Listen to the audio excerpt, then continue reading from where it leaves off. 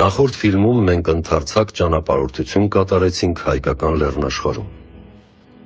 Ծանոթացանք ասորեստանցիների կողմից Ուրարտու կոչված պետության մասունքներին։ Հետո իմացանք, թե ինչպես իրանական նորաբնակ ցեղերի կողմից ավերվեց ողջ հին աշխարհը։ Վերացան հին արևելյան տիպի հզոր կայսրություններ, ինչպիսիք էին Աշուրի հզոր երկիրը և Վանի մեծ ու հզոր թագավորությունը։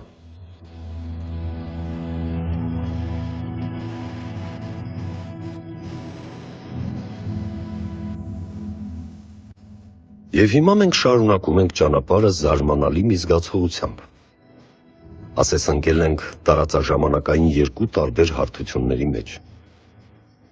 Մենք շրջում ենք հին Հայաստանի տարածքներով և շրջում ենք անցած-գնացած ժամանակների միջով։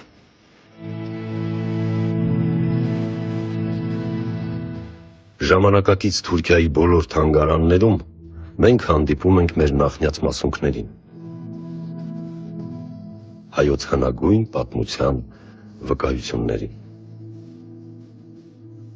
Մեր օրերում պերճանքի առարկաները սոսկ որպես զարդարանք են օգտագործվում։ Եվ միայն քչերն են կռահում մետաղի, քարի, ապակու հազարավոր նշանակությունները։ Այսպիսի մանյակը կարող է անսխալ հայտնել, թե որ Աստծո քրմուհին է կրել այն։ Վարսակալը մատնանշում է իշխողի սոցիալական բարձր աստիճան։ Հնում այդպիսի զարդերը կոչվում էին պատիվ։ Մատանին շատ ավելի բան էր նշանակում, քան մեր օրերում։ Դրանցից շատերը նաև կնիքի դեր էին կատարում, հաստատելով անձի ինքնությունը և կարգավիճակը։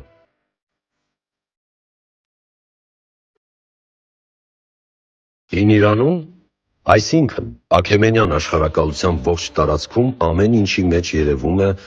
Վանի թագավորության հզոր մշակութային ազդեցությունը։ Եվ Իրանում էլ ամենուր հանդիպում ենք հայոց հնագույն հիշատակներին։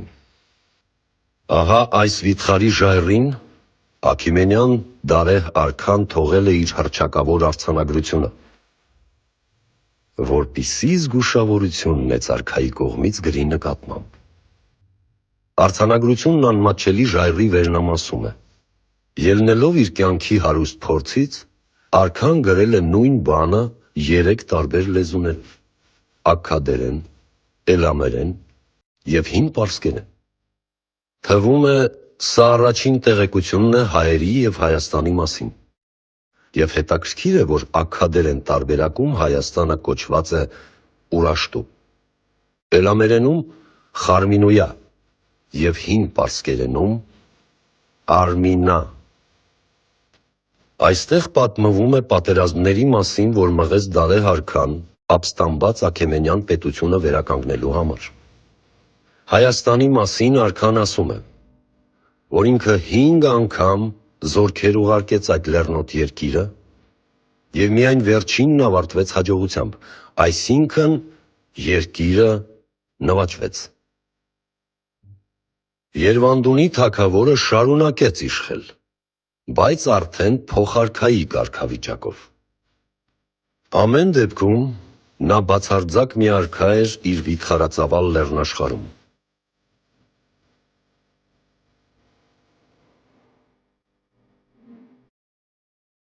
Թե Բեհիսթունյան ժայռի վրա և թե Պերսեպոլիսի պալատի բարձրաքանդակներում տեսնում ենք հայերի պատկերներ։ Նրանք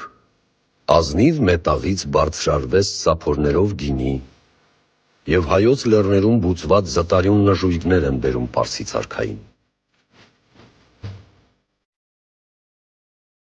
Տակավին Աքեմենյան պետության հիմնադիր Կյուրոս մեծի օրերից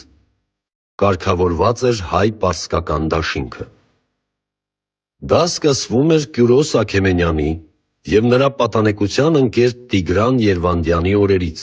որոնք միասին դրեցին Աքեմենյան աշխարհակալության հիմքը։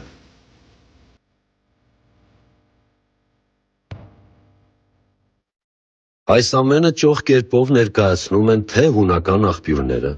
իդեմս Քսենոփոն Աթենացու, թե պատմահայր Մովսես Խորենացին։ Այնպես որ Հայաստանի մասին տեղեկություններից հնագույնները Բեհիսթունն ու Պերսեպոլիսը չեն։ Ի հավելումն ունենք մեր թվարկությունից առաջ 5-րդ դարի պատմահայր Հերոդոտոսի ծավալուն տեղեկությունները Հայաստանի մասին։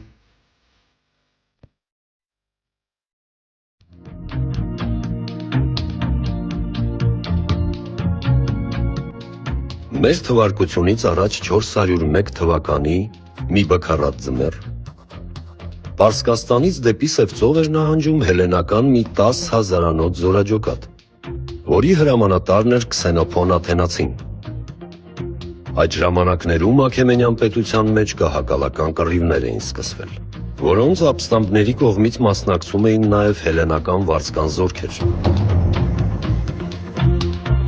Ապստամբները պարտվեցին Կունաքսայի ճակատամարտում։ Հելեններին ազատ հեռանալու հնարավորություն տրվեց։ Նրանք ընտրեցին Սևծովի ճանապարհը, ուր բազմաթիվ հունական գաղութներ կային։ Ողջ ճանապարհը հելեններն անցան լեռնային ցեղերի դեմ պատերազմելով, մինչև հասան սահմանային գետին ու հայտնվեցին Արմենիայում։ Հայոց ջոկատներն ուշադիր հետևում էին նրանց, բայց չէին մոտենում։ Հայոց գյուղերում նրանց օթևան էին տրամադրում, դիմավորում էին ճոխ սեղաններով և ճանապարհ դնում մթերապաշար տրամադրելով։ Հայ ուղեկցորդները հելեններին առաջնորդում էին երկրի սահմանային վայրերով, քանի որ երկարատև անցումների ժամանակ նրանց ոչ մի քաղաք չհանդիպեց։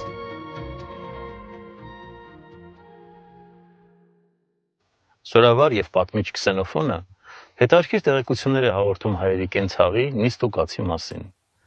Տեղացիները նրան մի խմիչք են մատուցել, որի մակերեսին լողում էին գարու հատիկներ։ Ամենայն հավանականությամբ սա գարեջրի մասին առաջին գրավոր հաղորդումն է հայ իրականության մեջ։ Կա մի հետաքրքիր հաղորդում ևս։ Ձմռանը լեռներից իջնելիս հայերը ոտներին փայտե հատուկ հարմարանքներ էին ամրացնում։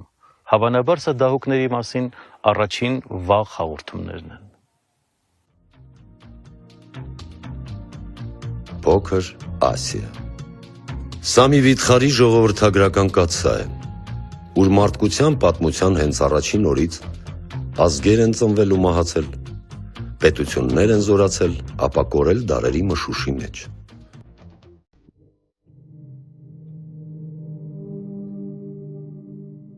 Եվ մենք հիմա այս տարածքները կտրում ենք լայնքով ու երկայնքով։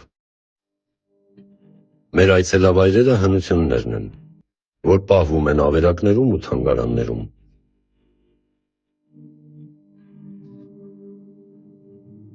Թուրքիայի թանգարանները մի զարմանալի առանձնահատկություն ունեն։ Այստեղ դժվար է հանդիպել ժամանակագրական տրամաբանության։ Այն, ինչ գտնվել է տվյալ վայրում, անմիջապես ցուցադրվում է տեղի թանգարանում, զարմանք պատճառելով գիտակ այցելուին։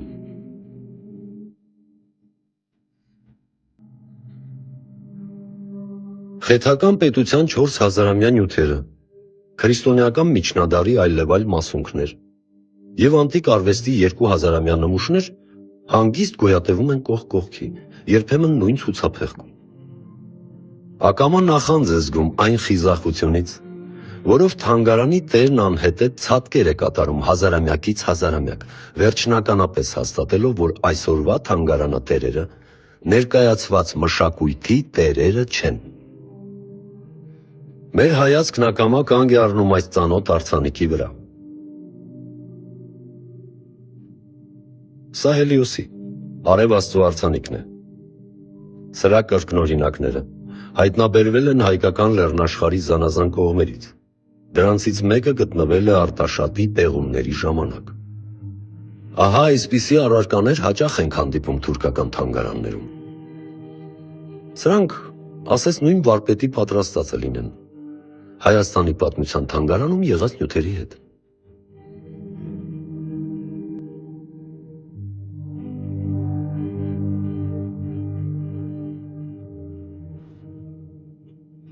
Հնագիտության պատմությունը սկսվում է այն ժամանակ, երբ դադարում են պատերազմները, չնայած հայտնի պարադոքսին,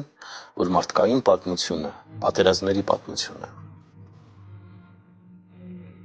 Աքեմենյան աշխարհակալությունը գոյատևեց 300 տարի, եւ նրան այդպես էլ չհաջողվեց լիովին նվաճել Հելլադան։ Մարդիկ միշտ փորձում են բացատրել անբացատրելին, թեև դա անօգուտ մի զբաղմունք է,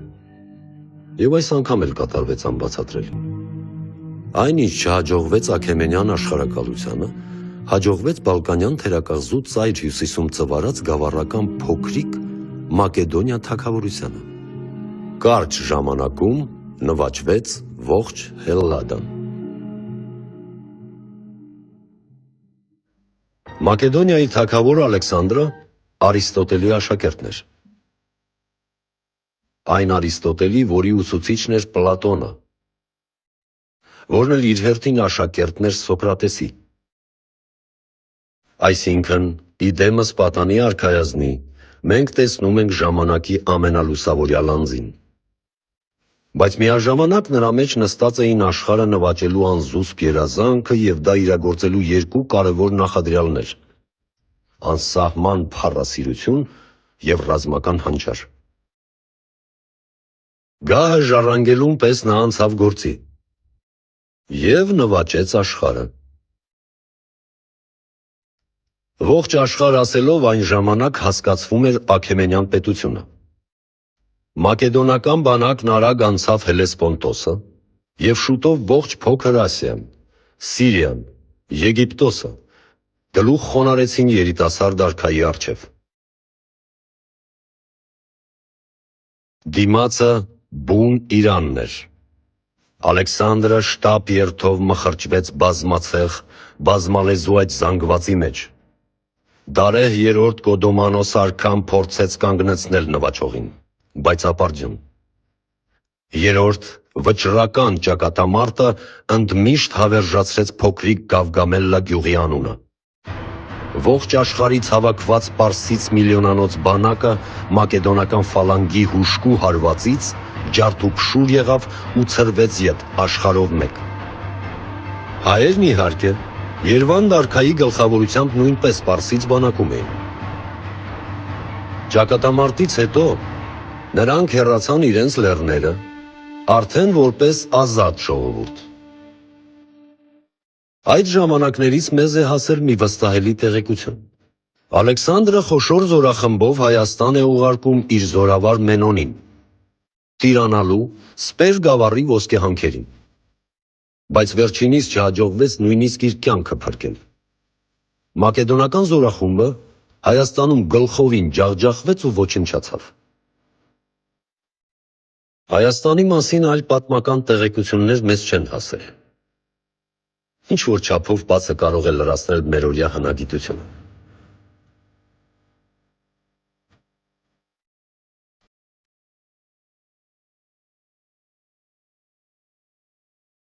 Ալեքսանդրը մտավ Աքեմենյան աշխարհակալության մայրաքաղաք Պերսեպոլիս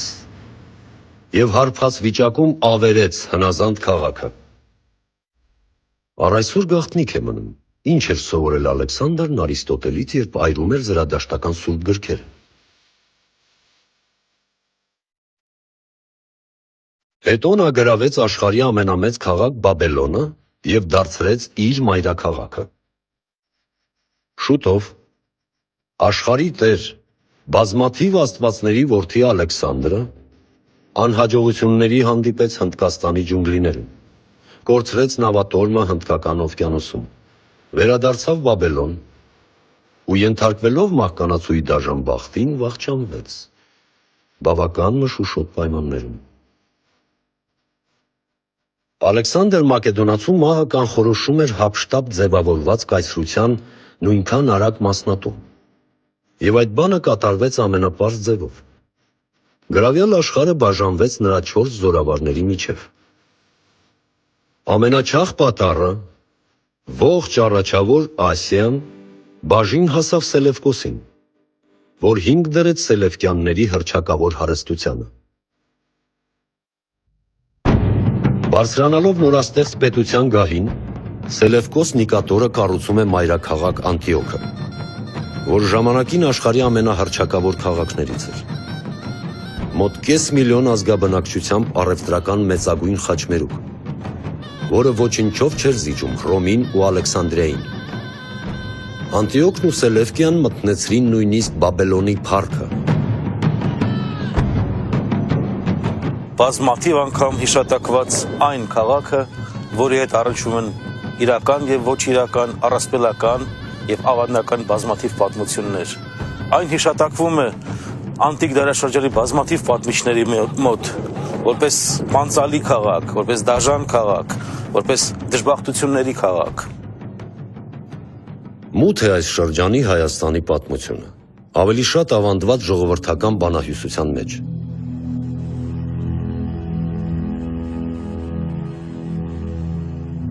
Սկզբում հայոց մայրաքաղաքը Արմավիրն էր։ Հելենիստական ժամանակներում այն տեղափոխվեց Երվանդաշատ։ Հելենիստական դարաշրջանին բնորոշ է նույն արքայի անունով բազմաթիվ քաղաքների կառուցումը։ Այրարատ արքայական նահանգում միաժամանակ հայտնվեցին Երվանդաշատն ու Երվանդակերտը։ Իրար դիմաց Արաքսի հակառակ ափերին։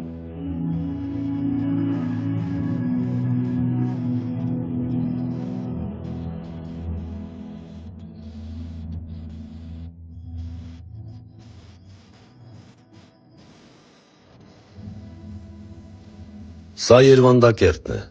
ավելի ճիշտ այն, ինչ մնացել է հին քաղաքից Արաքսի թուրքական ափին։ Նայելով այսօրվա լերկ երկրին դժվարանում ես հավատալ խորենացու սքանչելի նկարագրությանը։ Քաղցր է ինձ ասել եւ Երվանդակերտ գեղեցիկ դաստակերտի մասին, որ շինեց նույն ինքն Երվանդը, գեղեցիկ եւ հոյակապ հորինվածքներով, որովհետեւ մեծ հովտի մեջ տեղը մարդկանցով եւ փառավոր շինություններով լեցրեց, որոնք փայլում էին ինչպես աչքի բիբը, իսկ մարդկանց բնակության շուրջը ծաղկոցներ եւ բուրաստաններ շինեց, ինչպես որ բիբի շուրջը աչքի բոլորակությունն է։ Երվանդունյաց Հայաստանի անկախության մասին կան կողմնակի վկայություններ, օրինակ, հայտնի է, որ սելևկյանների շատ ապստամբ իշխանավորներ ապաստան էին գտնում հենց Հայաստանում։ Իրենց նախորդ ասորեստանցիների եւ աքեմենյանների նման Հայաստանի դերը շատ լավ էին հասկանում սելևկյան տիրակալները։ Առանց տիրելու հայկական լեռնակղզուն հնարավոր չէր ձեռքում պահել առաջավոր Ասիան։ Ուստի երկիրը հնազանդության բերելու նպատակով Հայաստան ուղարկվեցին սելևկյան երկու հայազգի զորավարներ՝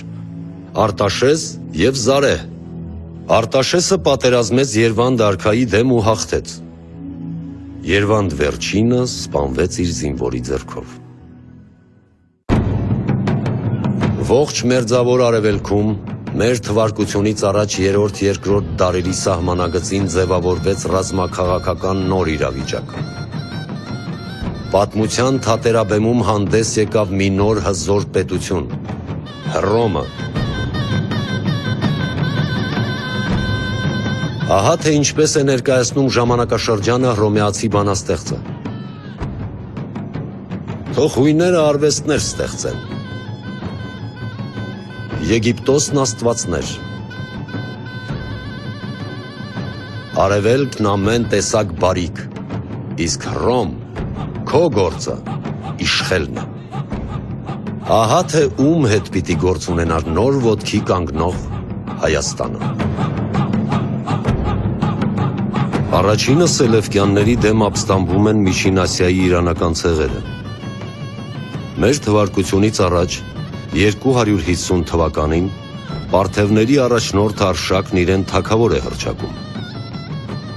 Շուտով կազմավորվում է Պարթևական պետությունը, որն արագորեն սկսում է վերականգնել իրանական տիրապետությունները։ Այս հեռավոր շարժումները հետագայում վիթխարի դեր պիտի կատարեին հայ ժողովրդի կյանքում։ Իսկ արևմուտքում նույն արագությամբ հզորացող Հռոմը վերջնականապես ոչնչացնում է Կարթագենը, գրավում Հունաստանն ու Մակեդոնիան, դառնալով միջերկրականի հզորագույն պետությունը։ Այդ ժամանակներից պահպանվել է մի հետաքրքիր դրվագ Հայաստանի մասին։ Կարթագենի զորավար Հանիբալը, որին ամենուր որոնում էին հռոմեացիները, ապաստանում է Հայաստանում։ Այստեղ նրա խորհրդով ընտրվում է հայոց ապագա մայրաքաղաքի տեղը։ Այսպես կառուցվում է Արտաշատը, այն հզոր քաղաքը, որ հռոմեացիները պիտի անվանեին հայոց Կարթագեն։ Ժամանակի պատմիչ Ստրաբոնը հիացմունքով է խոսում Արտաշատի մասին։ Անվանում է մեծ և հզոր, գեղեցիկ ու հարստագույն ամեն ինչով։ Շքեղ մայրաքաղաքի բնակչության թիվն անցնում էր 100,000-ից։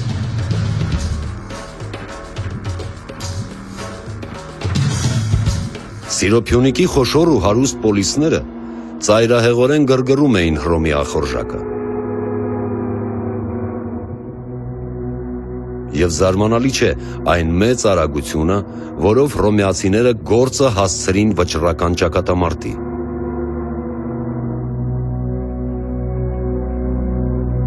Սելևկյան բանակում ոսկու առատությունն ապշեցրել էր հռոմեացիներին։ Նույն կերպ Սելևկյաններին ապշեցրել էր հռոմեական լեգիոնի պարզությունը։ Եվ ահա, մեր թվարկությունից առաջ 190 թվականին տեղի ունեցավ Մագնեսիայի հռչակավոր ճակատամարտը, ուր բախվեցին ոսկին ու երկաթը, եւ ինչպես միշտ է լինում պատմության մեջ, երկաթը հաղթեց ոսկուն։ Դանդաղաշարժ ֆալանգը չկարողացավ դիմակայել շարժուն լեգիոնի հարվածին ու սելևկյանները ծանր պարտություն կրեցին։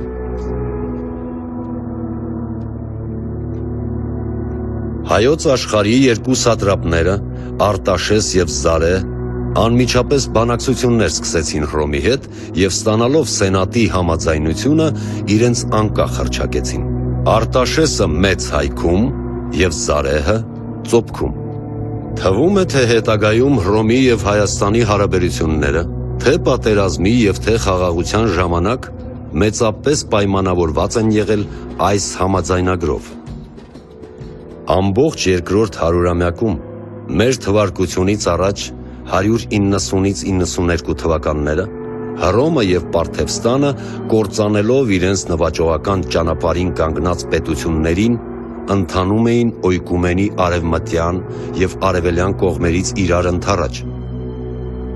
մինչև որ միմյանց հետ հաստատեցին առաջին քաղաքական հարաբերությունները Եփրատի ափին Հայաստանի սահմանի վրա։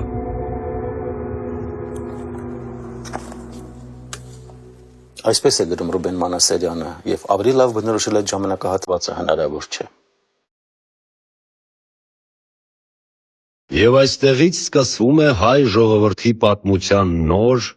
փառավոր էջը։